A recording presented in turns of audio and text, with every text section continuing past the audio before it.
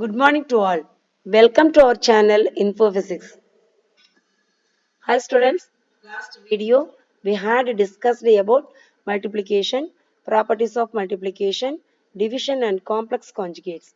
Now in this video we are going to discuss about de-Moivre's theorem by exponential function and de-Moivre's theorem by induction. First, de-Moivre's theorem by exponential function. Cos theta plus I sin theta whole power n is equal to cos n theta plus I sin n theta. Proof. Already we know that e power I theta is equal to cos theta plus I sin theta. E power I theta whole power n can be written as cos theta plus I sin theta whole power n. E power I n theta is equal to cos theta plus I sin theta whole power n. E power I n theta is equal to cos n theta plus I sin n theta. That is equal to cos theta plus I sin theta whole power n. That is LHS is equal to RHS.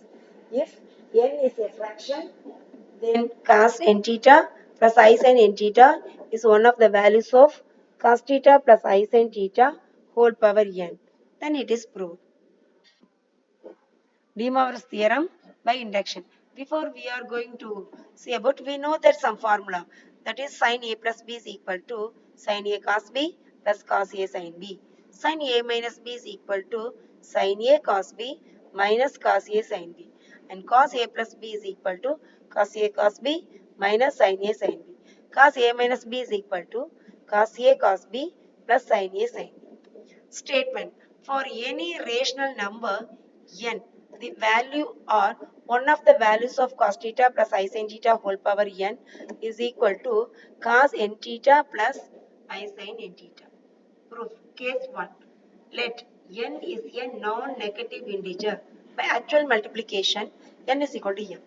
That is cos theta plus I sin theta into cos theta 2 plus I sin theta 2. We are multiplying this value, we can get cos theta 1 theta 2 plus cos theta 1 I sin theta 2 plus I sin theta 1 cos theta 2 plus I square sin theta 1 theta 2. Can be written as cos theta 1 theta 2 cos theta 1 I sin theta 2 plus I sin theta 1 cos theta 2. Putting the values for I square, that is minus sin theta 1 theta 2. Then separate the real part, cos theta 1 theta 2 minus sin theta 1 theta 2 plus the imaginary part, I into cos theta 1 sin theta 2 plus sin theta 1 cos theta 2. So now we are putting this formula, that is cos A plus B theta 1 theta 2 plus I sin A plus B, that is theta 1 theta 2. Similarly, we can prove that cos theta 1 plus I sin theta 1 into cos theta 2 plus I sin theta 2 into cos theta 3 plus I sin theta 3 is equal to cos theta 1 plus theta 2 plus theta 3 plus I sin theta 1 plus theta 2 plus theta 3. Continuing in this way, we can prove that cos theta 1 plus I sin theta 1 into cos theta 2 plus I sin theta 2. So up to going cos n theta plus I sin theta, that is equal to cos theta 1 plus theta 2 up to cos theta n plus I sin theta 1 theta 2 up to theta n. So putting theta 1 is equal to theta 2 is equal to theta 3, that is equal to theta n is equal to theta. Putting these values in the above equation, we can get cos theta plus theta plus I sin theta plus theta plus theta. So it can be written as cos n theta plus I sin n theta. So the LHS cos theta 1 plus I sin theta whole power n is equal to RHS cos n theta plus I sin n theta. Case 2. Let n be a negative integer, that is n is equal to minus m, where m is the positive integer. Cos theta plus I sin theta whole power n is equal to cos theta plus I sin theta whole power minus m. Cos theta plus I sin theta whole power minus m can be written as 1 divided by cos theta plus I sin theta whole power m. So that is equal to 1 divided by cos m theta plus I sin m theta. Now the complex conjugate of cos m theta plus I sin m theta is equal to cos m theta minus I sin m theta. We can multiplying and divided by complex conjugate of cos m theta plus I sin m theta.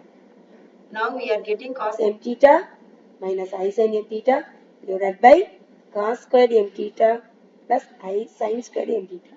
Already we know that cos squared m theta plus sin squared m theta is equal to 1. Putting this value in the denominator. So in the numerator cos of minus m theta plus sin of minus m theta. So put minus m is equal to n. So that is equal to cos n theta plus I sin n theta. Hence the theorem is true for negative integer also. Case 3. Let n be the proper fraction, that is p by q, where p and q are integers. We can select q to be a positive integer and p to be the maybe positive or negative integer. Since q is the positive integer. So cos theta plus I sin theta whole power n is equal to cos n theta plus I sin n theta. Now cos theta plus I sin theta whole power q by q can be written as cos theta by q plus I sin theta by q into q. Then it can be written as cos q theta by q plus I sin q theta by q. Q theta by q is equal to theta, right? So cos theta plus I sin theta whole power q by q is equal to cos q theta by q plus I sin q theta by q. So can theta cos q by q theta, put theta, that is equal to cos theta plus I sin theta. Taking q on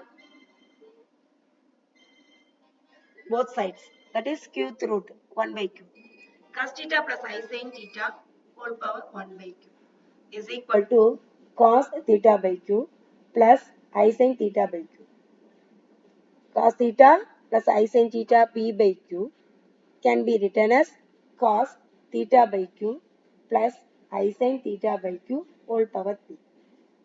So it can be written as cos p theta by q plus I sin p theta by q. P by q is equal to n. So put p by q is equal to n.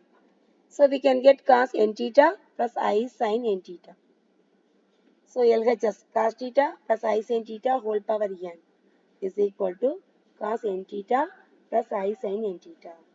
Hence, one of the values of cos theta plus I sin theta whole power n is cos n theta plus I sin n theta, where n is a proper fraction. Thus, the theorem is true for all rational values of n. Thank you.